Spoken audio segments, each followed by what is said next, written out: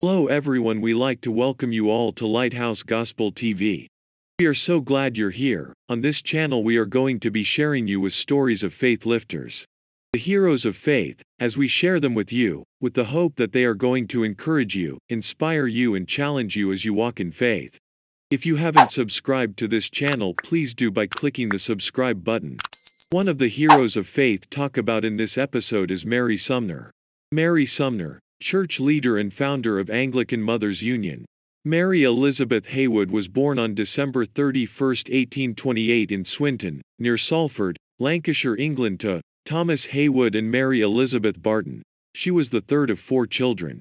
Her parents were practicing Anglicans but had been prominent member of the influential Manchester Unitarian Cross Street Chapel. Her father was a banker and also an amateur historian, while her mother was a woman of personal piety.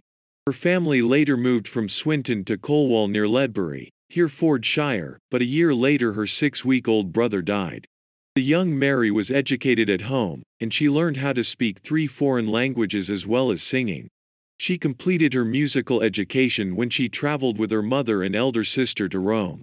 It was at Rome that she met her future husband, George Henry Sumner. George was the son of Charles Richard Sumner, the Bishop of Winchester and a relative of William Wilberforce, the English politician and philanthropist who fought for the abolition of slave trade. They got married on the 26th of July 1848, 18 months after George's ordination as an Anglican cleric. George and Mary Sumner lived at Crawley near Winchester, and they later moved to the rectory at Alresford, Hampshire. They had 3 children, Margaret, Louise and George, who became a well-known artist and an archaeologist.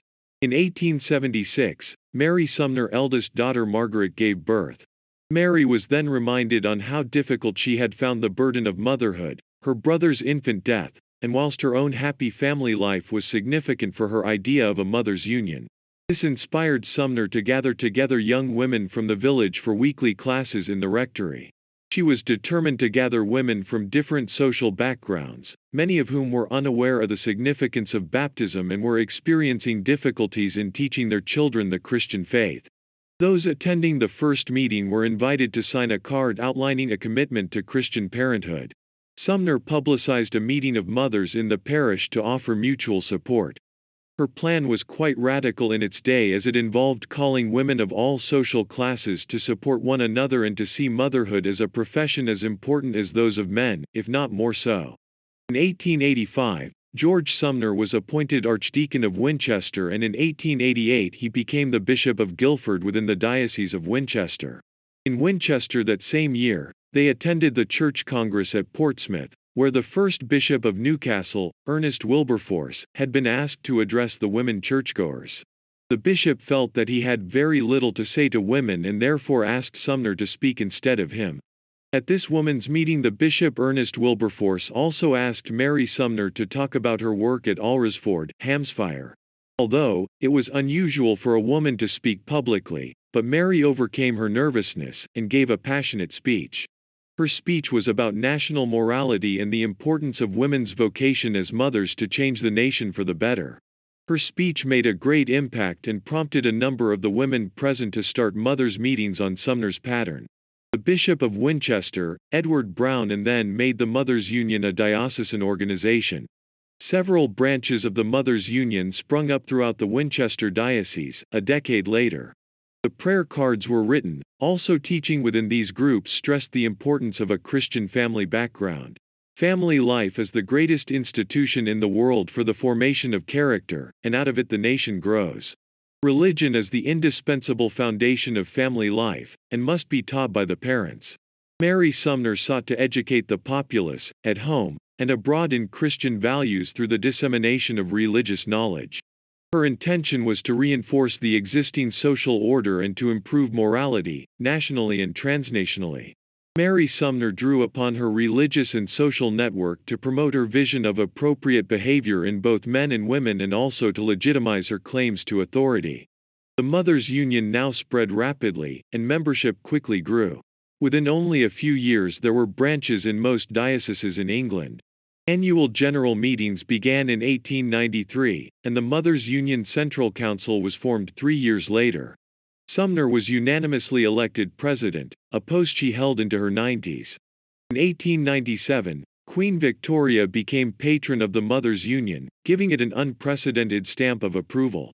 Soon the society had appointed its first overseas workers, built and equipped a central home in London, from which the organization was administered and guided.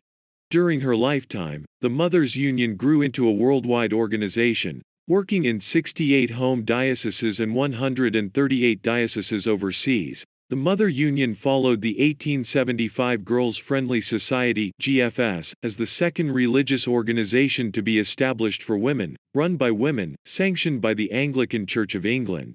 It was adopted as an official organization by the Diocese of Winchester from 1886, and by 1921 had a worldwide membership of about 400,000 women.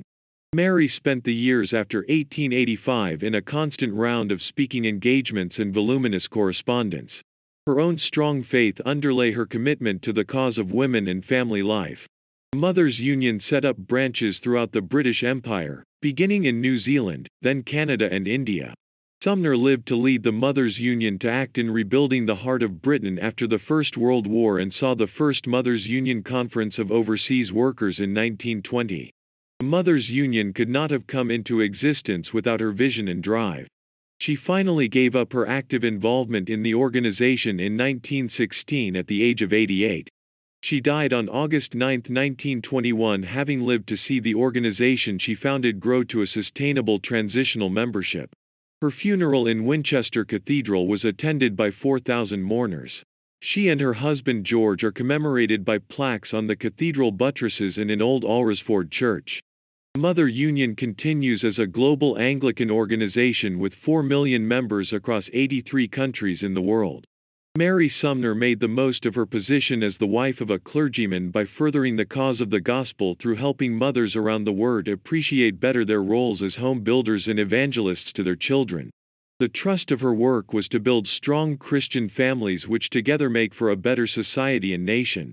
She cared nothing about gender limitations and did not concern herself with financial rewards. That entire mover was a passion to see better families, firmer support structures for raising children, well-supported husbands achieve their God-given purposes and stronger women living fulfilling lives despite their commitments to their families. What do you have in your hand? What privilege or opportunity has God given you? How are you making the most of the privileges? Are you using them to make unjust gains or oppressing others with them? Are you helping to make others better or focused on self-aggrandizement? These are questions we need to ask ourselves as we take the examples of people like Mary Sumner and use them to stir ourselves up to do more for God's glory and raise on earth as true Christian. To receive more stories on heroes of faith, stay glued to our channel, share and subscribe. Hello everyone, we'd like to welcome you all to Lighthouse Gospel TV. We are so glad you're here. On this channel we are going to be sharing you with stories of faith lifters. The heroes of faith, as we share them with you, with the hope that they are going to encourage you, inspire you and challenge you as you walk in faith. If you haven't subscribed to this channel, please do by clicking the subscribe button.